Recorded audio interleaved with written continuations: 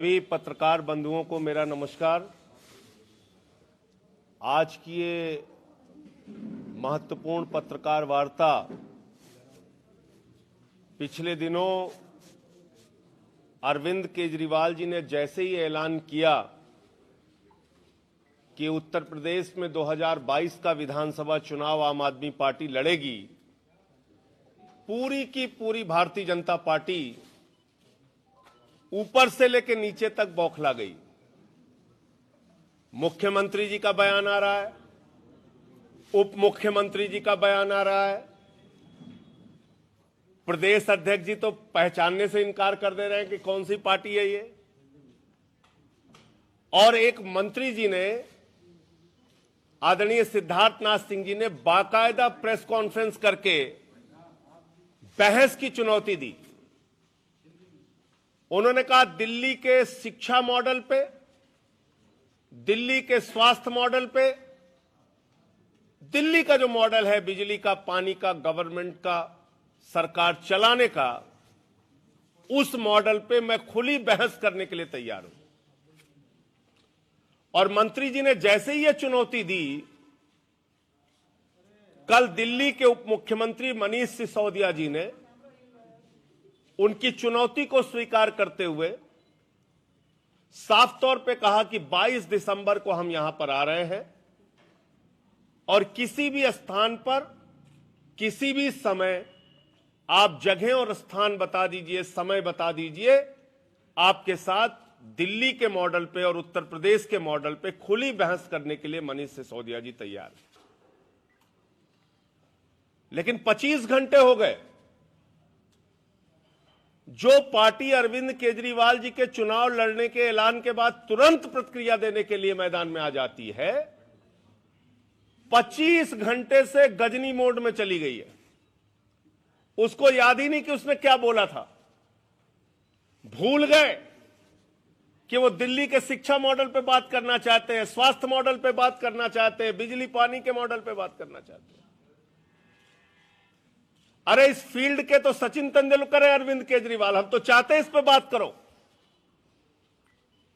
उत्तर प्रदेश की राजनीति आम आदमी पार्टी के आने के बाद और आम आदमी पार्टी के चुनाव के ऐलान के बाद यह मुझे खुशी और प्रसन्नता है कि आज शिक्षा पर, स्वास्थ्य पर, बिजली और पानी पर आ गई।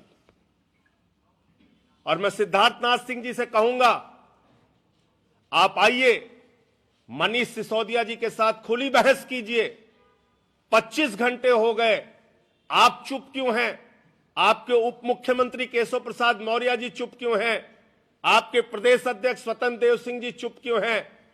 और विदेशी फूलों से जिनका स्वागत हो रहा है योगी आदित्यनाथ जी बरेली में, वो चुप क्यों हैं? बहस के लिए सामने क्यों नहीं आते आप लोग? इसलिए नहीं आ सकते आप क्योंकि आप प्राथमिक विद्यालय झोपड़ी में चलाते हैं बिजनौर के अंदर। कल मैंने वो तस्वीरें दिखाई थी, झोपड़ी में उत्तर प्रदेश का प्राइमरी स्कूल चल रहा है। मिर्जापुर में बच्चों को नमक रोटी खाने के लिए दी जाती है। 28,000 स्कूलों के अंदर बिजली का कनेक्शन उत्तर प्रदेश में नहीं है। आप उत्तर प्रदेश के स्कूलों की और दिल्ली के स्कूलों की चर्चा करना चाहते हैं, कीजिए। आप मोहल्ला क्लिनिक के और दिल्ली के अस्पतालों की, उत्तर प्रदेश के अस्पतालों से चर्चा करना चाहते हैं, कीजिए। मुझे याद है, और उत्तर प्रदेश का कोई भी संवेदनशील व्यक्ति आज तक इस घटना को नहीं भूला है कि जब सिद्धार्थनाथ सिंह जी स्वास्थ्य मंत्री थे तो 60 बच्चे मुख्यमंत्री के गृह जनपद गोरखपुर में ऑक्सीजन की कमी से उनकी जान चली गई थी। बच्चों को आप ऑक्सीजन नहीं दे पाते, आप स्वास्थ्य मॉडल पे बातचीत करेंगे? उत्तर प्रदेश के अस्पतालों में कुत्ते डेड बॉडी नोचते हैं, आप स्वास्थ्य मॉडल पे बात करेंगे? कोविड का हॉस्पिटल एक वर्षा में स्विमिंग पूल में तब्दील हो जाता है, अब किस स्वास्थ्य मॉडल पे बातचीत करना चाहते हैं? कल आदरणीय मुख्यमंत्री जी ने कहा कोरोना में हमने दिल्ली से अच्छा काम किया है।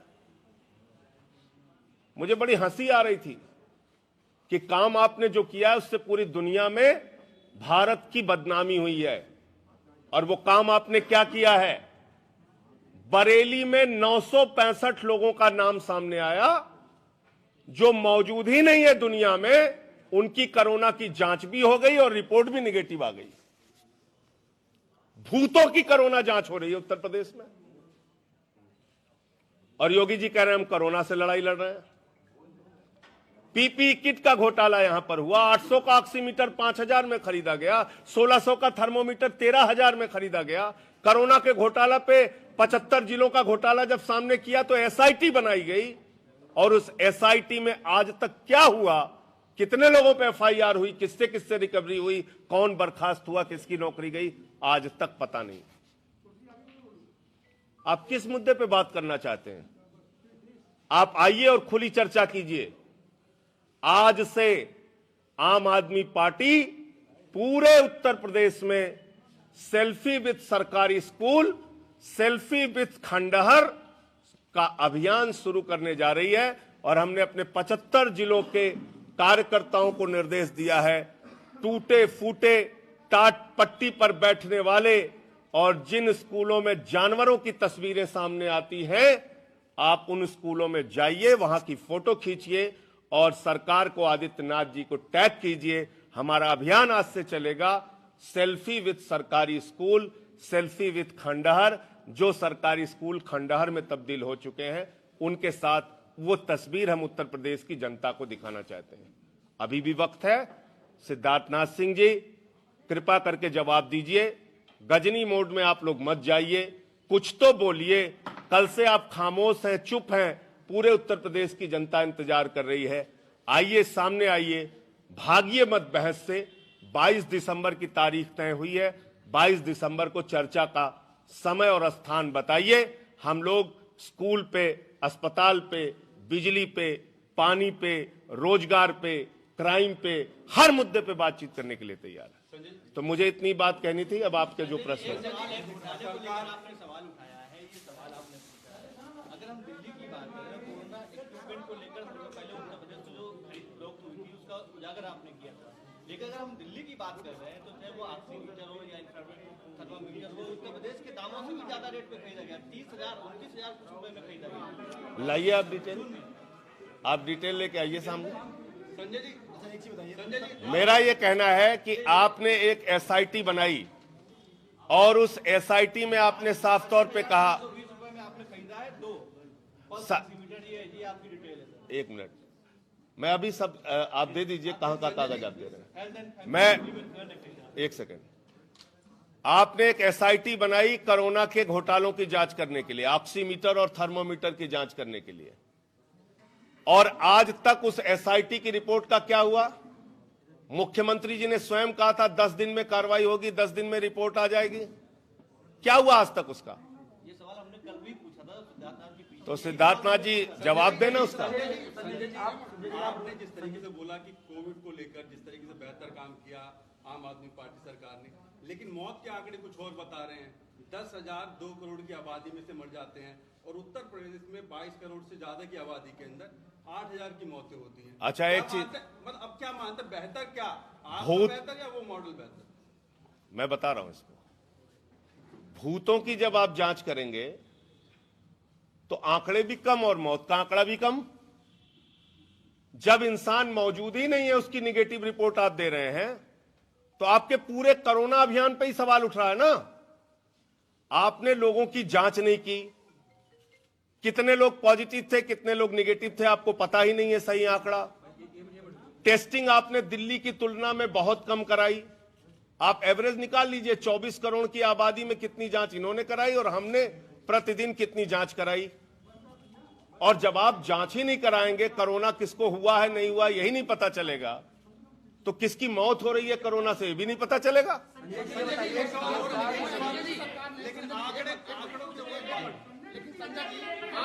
एक एक एक एक किसी को भी नहीं, सबको जवाब दूंगा, परेशान।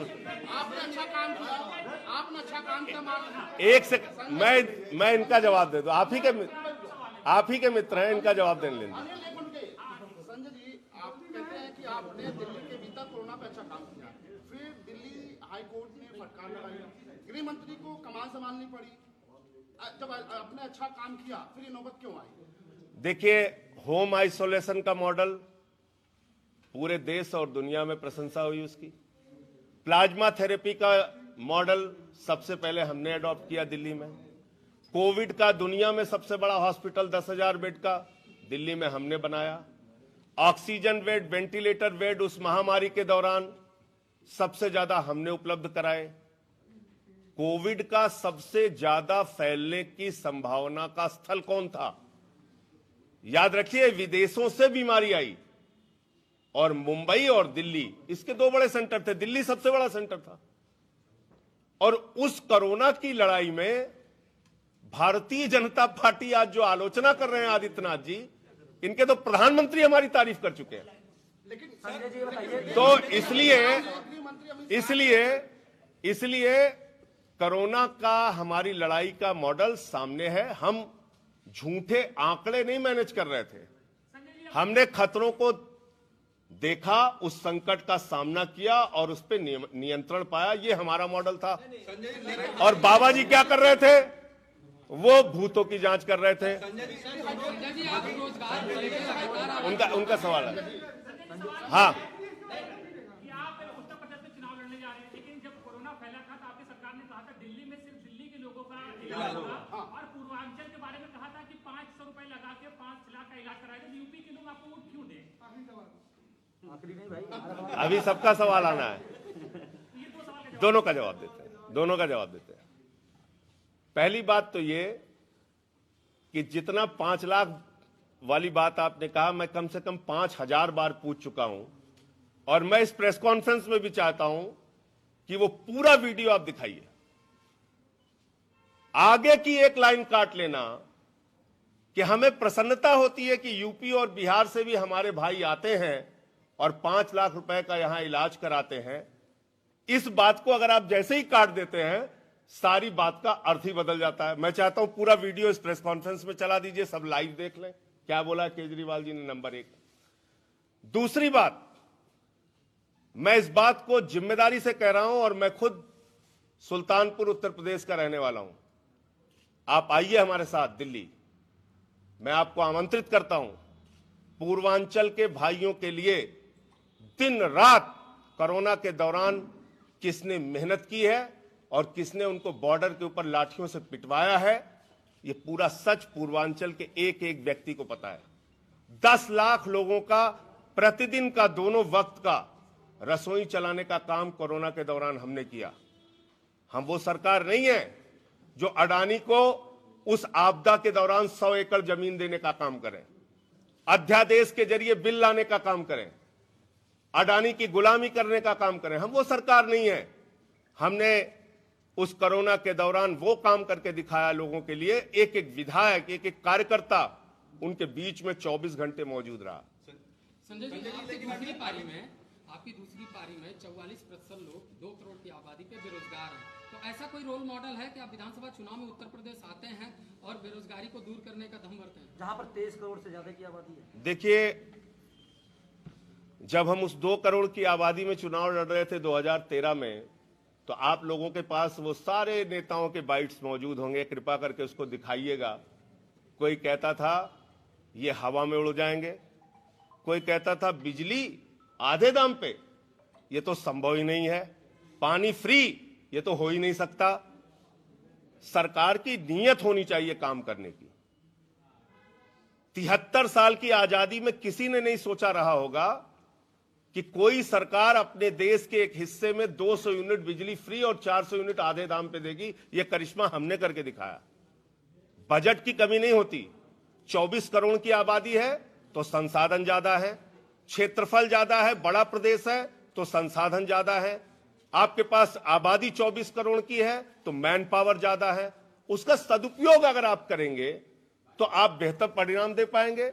जो आपने रोजगार पे, शिक्षा पे, चिकित्सा पे, बिजली पे, पानी पे दिल्ली में काम किया है, वो यूपी में भी संभव है। ये हम पूरी जिम्मेदारी के साथ कहना चाहते हैं। और आप जानते हैं कि हम हवा में बात नहीं करते। 70 पॉइंट का हमारा एजेंडा था, जो हमने अपने मैनिफेस्टो में नहीं भी लिखा था उसको भी पूरा किया। 200 यूनिट बिजली फ्री हमारे वादे में नहीं था, हमने उसको पूरा किया। रोजगार की जहां तक बात की आपने, दिल्ली में हमने तमाम रोजगार मेला लगा के प्राइवेट जॉब्स और कॉन्ट्रैक्ट, परमानेंट जॉब आप जानते हैं, सर्विसेज, और हमारे पास लॉ एंड ऑर्डर और लैंड, तीनों दिल्ली में नहीं है, लेकिन जो हमारे पास है कॉन्ट्रैक्ट पे सर्विसेज या गेस्ट टीचर की तनख्वाह दोगुना करना हो, आंगनबाड़ी की तनख्वाह दोगुना करना हो, वो सारे काम हमने दिल्ली में। गेस्ट टीचर ही विधानसभा के बाहर आप स्वास्थ्य, शिक्षा, इन तमाम चीजों को लेकर सवाल खड़े कर रहे हैं, विपक्ष भी यही सवाल खड़े कर रहा है, तो इसमें आप में अंतर क्या है? क्योंकि मौजूदा जो सरकार है उसी पे वो काम कर रही है, आपके पास क्या भविष्य का कोई एजेंडा है उत्तर प्रदेश के लिए कि ये बेहतर काम किया जा सके? बिल्कुल, भविष्य का हमारा एजेंडा है कि दिल्ली का जो सपना है वो उत्तर प्रदेश में भी पूरा हो सकता है। 200 यूनिट बिजली फ्री यूपी के लोगों को क्यों नहीं मिलनी चाहिए? 400 यूनिट आधे दाम पे बिजली क्यों नहीं मिलनी चाहिए? पानी मुफ्त का सपना, बिजली, पानी, चिकित्सा और शिक्षा, ये 4 हमारे प्रमुख एजेंडा जो दिल्ली के अंदर हमने लागू किया, वो यूपी में भी लागू करके दिखाएंगे और पूरे आंकड़ों के साथ, तथ्यों के साथ आपके सामने समय समय पर। मैं आपको बता तो दिया आपको, 22 करोड़ की आबादी है तो क्षेत्रफल भी ज्यादा है, 22 करोड़ की आबादी है तो खेती भी ज्यादा है, 22 करोड़ की आबादी है तो रोजगार भी ज्यादा है, 22 करोड़ की आबादी में संभावनाएं ज्यादा है। आप पूछिए।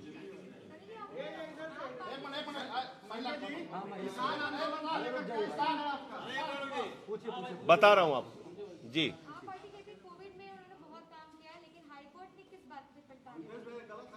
देखिए, ऐसा है कि हाई कोर्ट किसी चीज पे अपना ऑब्जर्वेशन देता है। अब हाई कोर्ट में आपको दिल्ली पर टिप्पणी याद है और गुजरात पे टिप्पणी भूल जाती हैं, तो ये तो थोड़ा सा मुझे आश्चर्य है। मुझे लगता है कि कितनी खतरनाक टिप्पणी गुजरात, जो अपने आप को सबसे विकसित प्रदेश के रूप में हमारे प्रधानमंत्री जी बताते हैं, क्या क्या नहीं कहा। वहां काल कोठरी, काला पानी तक कह दिया अस्पतालों को, वेंटिलेटर जल जाते हैं हॉस्पिटल्स के अंदर। तो कई बार उनका किसी मुद्दे पे लेके हाईकोर्ट का कोई निर्देश या कोई बातचीत होती है तो उसको हम जमीन पे और करके दिखाते हैं, उसको पॉजिटिव तरीके से लेना। बेसिक शिक्षा मंत्री सतीश द्विवेदी का कहना है कि जितना पूरी दिल्ली में बेसिक विभाग के स्कूल हैं, संजय जी, उतना उत्तर प्रदेश के लगभग एक जिले में अभी बोल रहे हैं बेटा। जब वो दिल्ली में प्राथमिक शिक्षा व्यवस्था नहीं सुधार पाए तो उत्तर प्रदेश में कैसे सुधारेंगे, जितनी वहाँ की संख्या वहाँ एक जिले में है लगभग। अब मेरे ख्याल से आदरणीय सतीश द्विवेदी जी हिंदुस्तान के पहले व्यक्ति होंगे जो कह रहे हैं दिल्ली के स्कूल हम नहीं सुधार पाए। और ये तो कम से कम आप लोग भी मानेंगे कि आज पूरे देश में दिल्ली के स्कूल की चर्चा, न सिर्फ देश में बल्कि देश के बाहर भी, दुनिया के देशों में चर्चा हो रही है। बाहर से कोई अतिथि हिंदुस्तान आता है तो वो दिल्ली के स्कूल देखना चाहता है।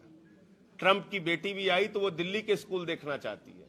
हमारे मोहल्ला क्लिनिक को लोग देखना चाहते हैं। आप जाइए दिल्ली के सरकारी स्कूलों को देखिए। हम तो सतीश द्विवेदी जी के आमंत्रण को भी स्वीकार कर रहे हैं। आ तो रहे हमारे शिक्षा मंत्री जी 22 तारीख को, अपने स्कूल दिखवा दीजिए और चलिए हमारे साथ दिल्ली के स्कूल भी देख लीजिए।